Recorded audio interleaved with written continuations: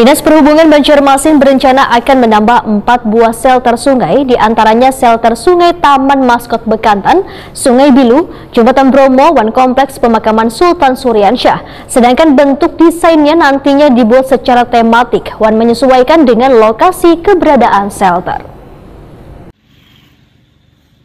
Dinas Perhubungan Banjarmasin berencana akan menambah 4 buah shelter sungai, diantaranya shelter Sungai Taman Maskot Bekantan, Sungai Bilu, Jembatan Bromo, One Kompleks Pemakaman Sultan Suryansyah. Sedangkan bentuk desainnya dibuat secara tematik atau menyesuaikan dengan lokasi keberadaan shelter. Demikian dipadahkan Kepala Dinas Perhubungan Banjarmasin Slamet Bekjo, Wetakoni Prima TV Baisukan Selasa 10 Oktober 2023.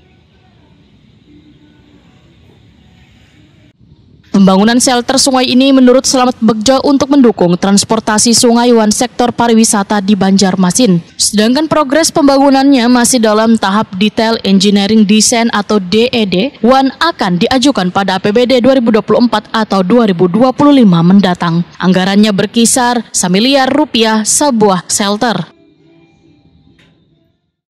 Ya Pak, terkait itu kan ada rencana di 3 titik akan menambah shelter. Itu kira-kira akan direncanakan tahun ini atau gimana sih Pak? Ya, awalnya memang kita upayakan di perubahan ya, di 3 titik lokasi yang baru kita sampaikan. Ternyata ada hal baru ya terkait kepatuhan terhadap penggunaan tataran air ya, oleh Kementerian PUPR melalui teman-teman di BWS, sehingga kita perlu reschedule ya, untuk pelaksanaan kegiatan fisik di perubahan. Upaya lain terkait dengan shelter, membuat DED untuk shelter lain dalam rangka mendukung atau menunjang kegiatan wisata, terutama wisata sungai.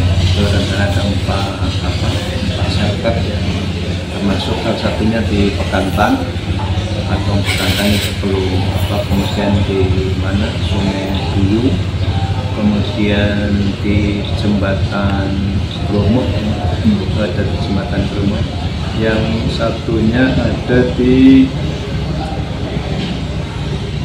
Makam Masjid Sultan Suryansyah.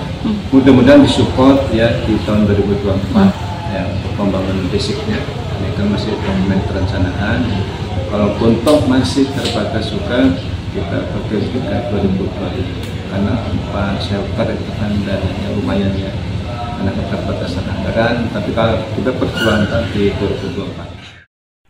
Slamet Bekjo berharap pembangunan untuk mendukung nilai wisata religi wan sungai ini bisa berjalan sesuai dengan yang direncanakan supaya akan menarik kunjungan wisata ke Kota Seribu Sungai.